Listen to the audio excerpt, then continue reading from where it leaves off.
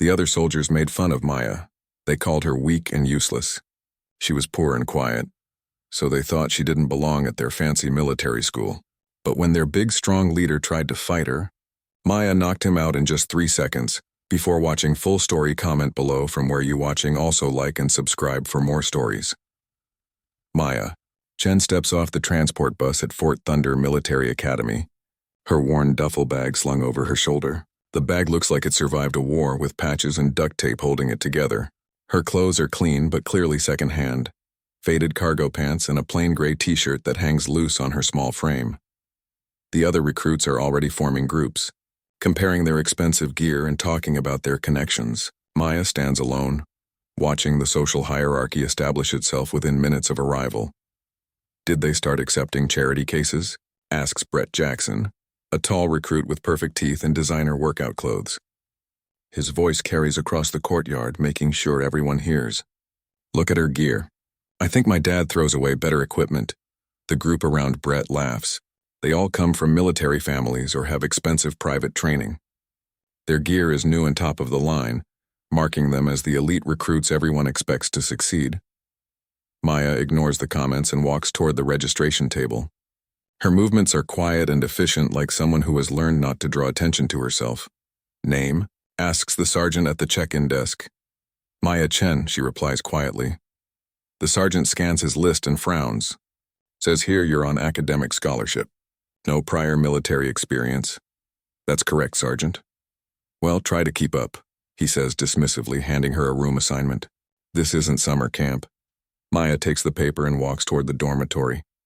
Behind her, she can hear Brett's group making jokes about deadweight and diversity quotas. She has heard worse, so she keeps walking.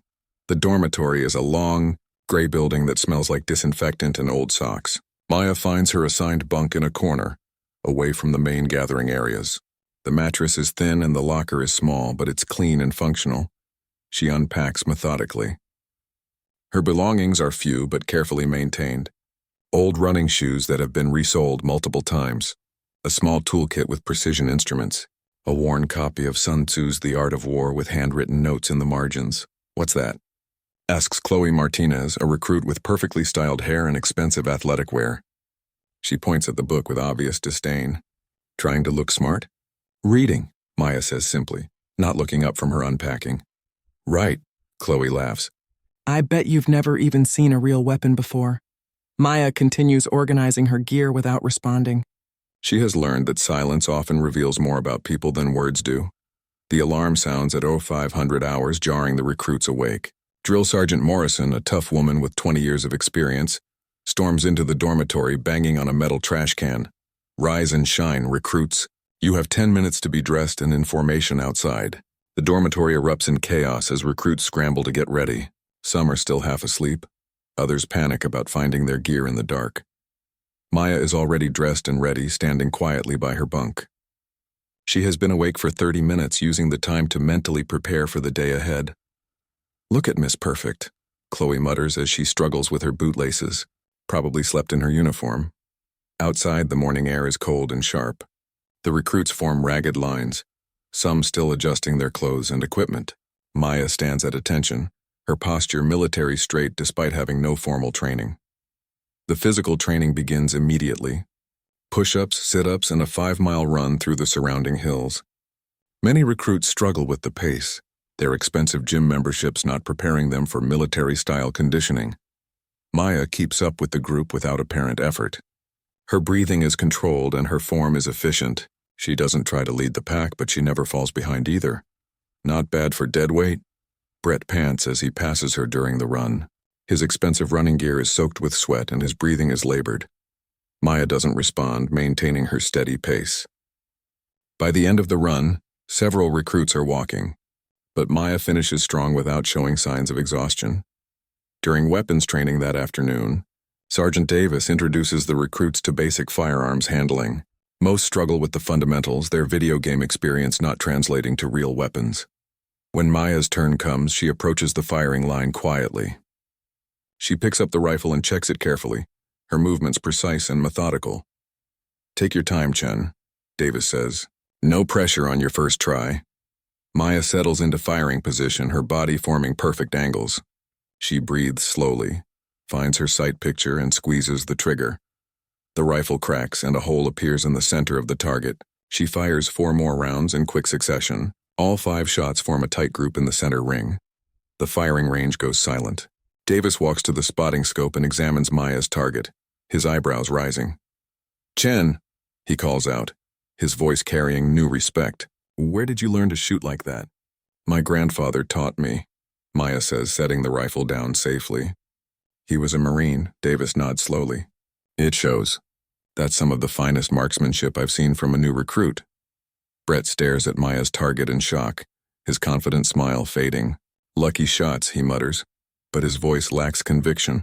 3 weeks into training, Maya's quiet excellence grates on Brett's nerves. He has always been the natural leader, and having his position threatened by someone he considers inferior is intolerable. "I don't get it," he complains to his friends during a break. "She's nobody.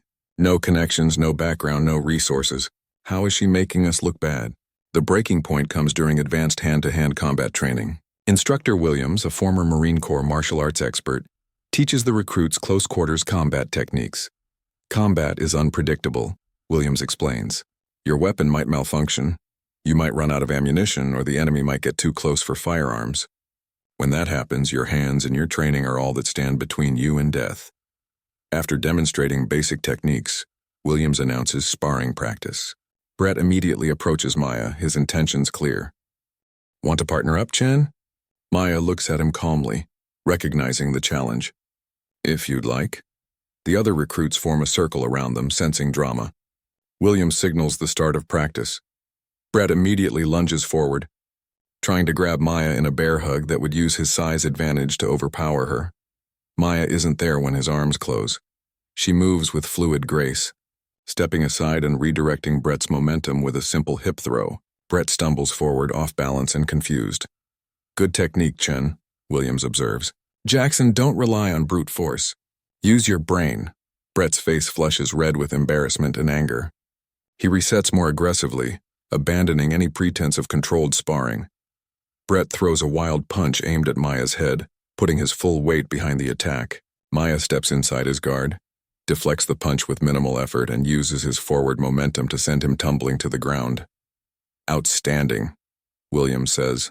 "Chen used classic judo principles there. Minimum effort, maximum effect." Brett scrambles to his feet, his face purple with rage. "Again," he demands. "I think that's enough," Williams starts to say, but Brett interrupts. "No. Again."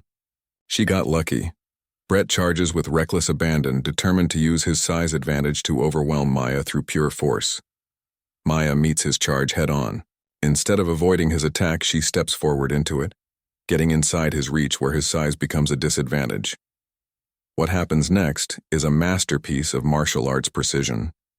Maya's hands move in a blur, striking specific pressure points and nerve clusters with surgical accuracy. The entire sequence takes less than 3 seconds. Brett's unconscious body hits the training mat with a dull thud. The training area goes completely silent. Even Williams looks stunned by the precision and speed of Maya's technique.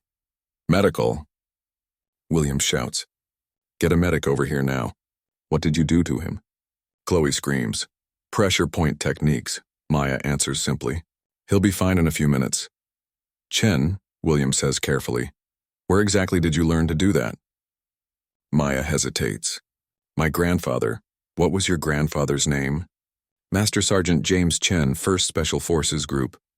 Williams' eyes widen with recognition. "The James Chen? Dragon of Soul?" Maya nods once. The nickname is legendary in special operations circles. Master Sergeant James Chen had been one of the military's premier hand-to-hand combat instructors, training elite units in techniques that were classified at the highest levels. "Son of a bitch," Williams whispers. "You're his granddaughter." Brett begins to stir, consciousness returning slowly. "What happened?" he asks groggily. "You got schooled by a master," Williams tells him bluntly, "and you're lucky she held back." Word spreads through Fort Thunder like wildfire.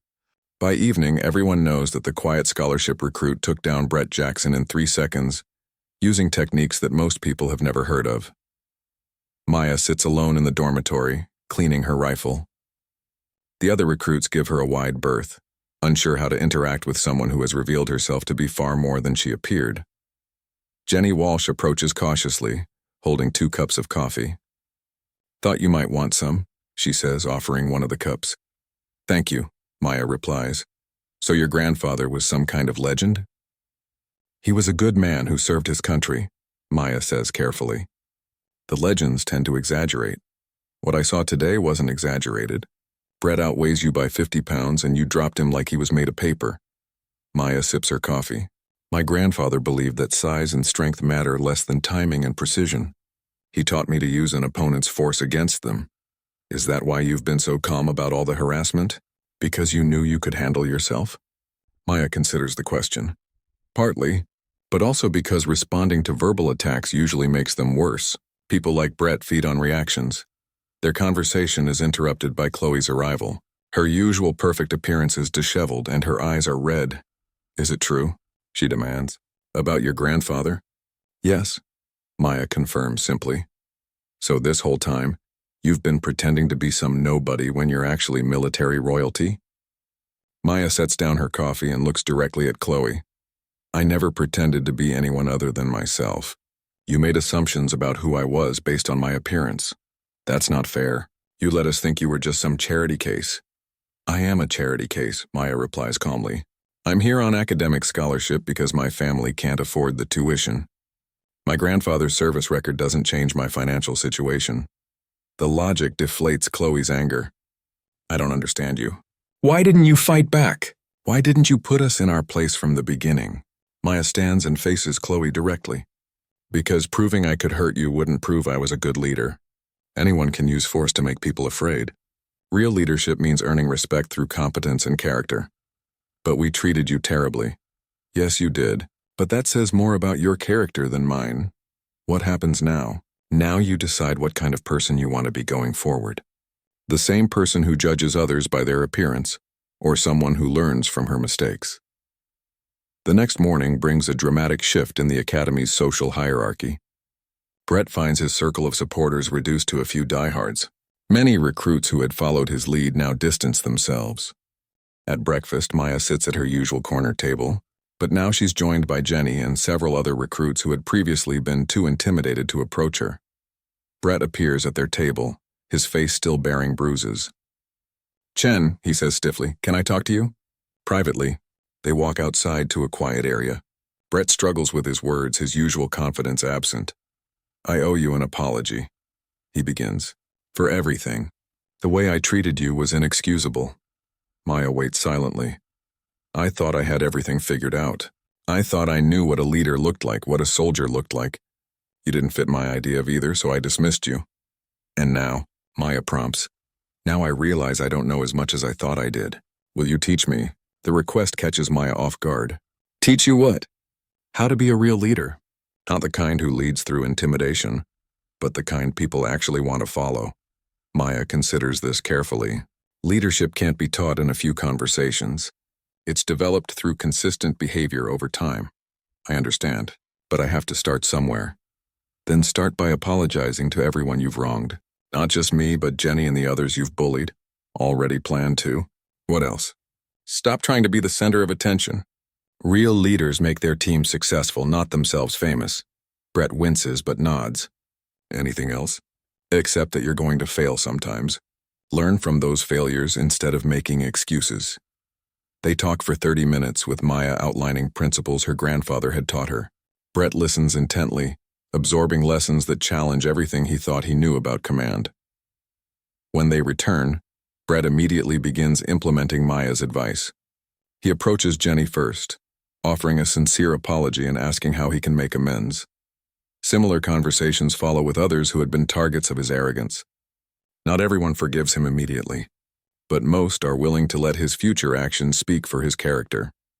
The program's culminating exercise is a complex scenario requiring multiple teams to coordinate their actions, infiltrate a mock terrorist compound, rescue hostages, and eliminate threats while minimizing civilian casualties.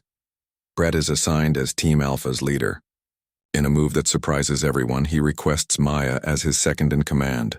"Sir," Brett says to Major Patterson, I request that Chen be designated as my second in command. The request raises eyebrows. Brett is publicly acknowledging Maya's superior capabilities. Very well, Patterson agrees. Chen, do you accept? Maya looks at Brett, seeing nervous determination in his eyes. Yes, sir. The exercise takes place in a sprawling training facility designed to replicate urban combat. Team Alpha's mission is to breach the main building and secure the primary target area. Brett gathers his team for final planning, his approach completely different from his earlier leadership style. Instead of issuing orders, he asks for input from each team member. Maya, what do you think about the approach route? He asks. Maya examines the terrain. The main entrance is obvious, which means it's probably heavily defended. I'd recommend a multi-point entry through secondary access points. Makes sense, Brett agrees. Jenny, can you handle communications coordination? Absolutely, Jenny confirms. Brett continues assigning roles based on demonstrated strengths rather than personal preferences. The transformation in his leadership style is remarkable. The exercise begins at dawn. Maya leads a small element through a service entrance, while Brett takes the main team through a secondary route. The defending instructors have prepared challenges designed to test every aspect of the recruits. Training. Maya's element encounters a room full of civilians mixed with terrorists, requiring split-second decisions about when to shoot. Meanwhile, Brett's group faces a heavily fortified position. Instead of throwing his team at the obstacle, Brett calls for consultation. We need a different approach. Maya, can your team provide a distraction while we flank from the east? The coordination between elements is smooth and professional. Maya's team draws the defender's attention, while Brett's group moves to an advantageous position. In the final room, they encounter a hostage situation with multiple variables: armed defenders, innocent civilians, and a ticking clock simulating a bomb threat. Brett looks at the tactical situation and turns to Maya. Your call. What's our best option? Maya studies the room layout, defender positions, and hostage locations.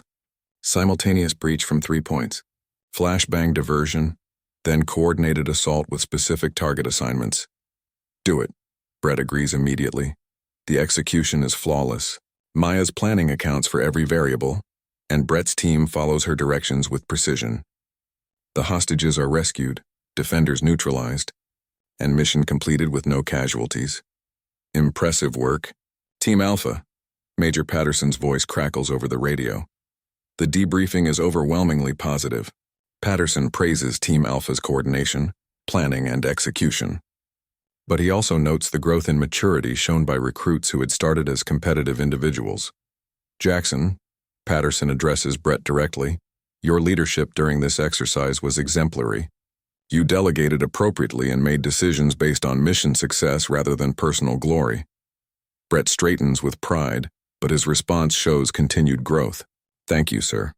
But the success belongs to the entire team. I was just lucky to have outstanding people to work with. Patterson nods approvingly, then turns to Maya. Chen, your tactical planning was at the level I'd expect from experienced officers, not new recruits. Outstanding work. After the debriefing, Patterson calls Maya aside.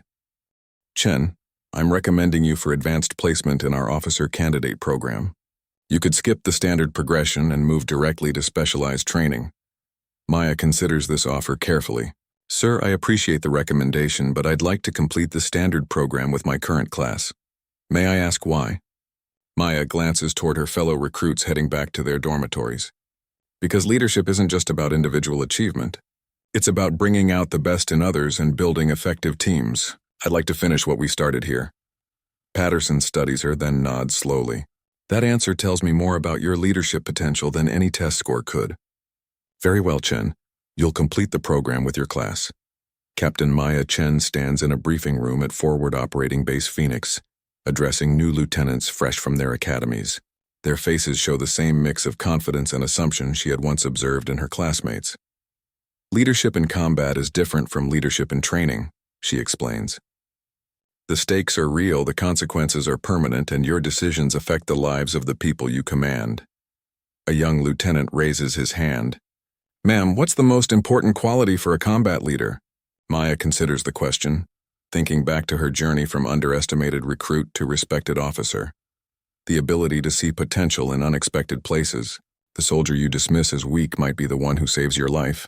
The subordinate you overlook might have the solution to an impossible problem. After the briefing, Maya finds Major Brett Jackson waiting in her office. His own career has progressed rapidly, built on genuine leadership skills. Maya, I heard you were giving the new guy briefing. Brett, how are the new responsibilities treating you? Well, I'm learning that managing a battalion staff is almost as challenging as learning to be a real leader. Almost. They talk for an hour, catching up on assignments and sharing stories. Brett's transformation from arrogant bully to respected leader is complete. I still think about that first day sometimes, Brett admits. How completely wrong I was about you, about leadership, about everything. We were all learning. No, I was being an arrogant ass, and you were already a leader. The difference was that you had the patience to help me become one too. Their conversation is interrupted by Maya's radio crackling with an urgent message. A patrol has encountered resistance and needs tactical support. Duty calls, Maya says, reaching for her gear. Same old Maya, always ready to help others succeed. As Maya heads out to support her soldiers, she reflects on the journey from Fort Thunder. The lessons learned there about leadership, character, and assumptions have guided every decision in her military career. The quiet recruit dismissed as deadweight now commands respect from peers and subordinates alike. But more importantly, she has used her position to develop other leaders, passing on the same principles her grandfather had taught her.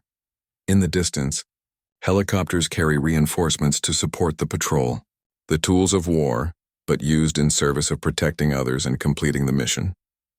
Just as her grandfather had taught her, true strength lies not in the ability to dominate, but in the wisdom to serve, protect, and lift up those around you.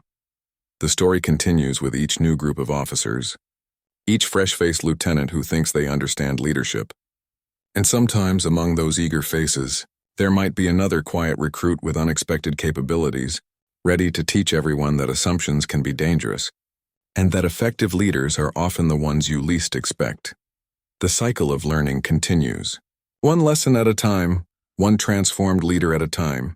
The recruit they had mocked as deadweight had become the leader they all aspired to be.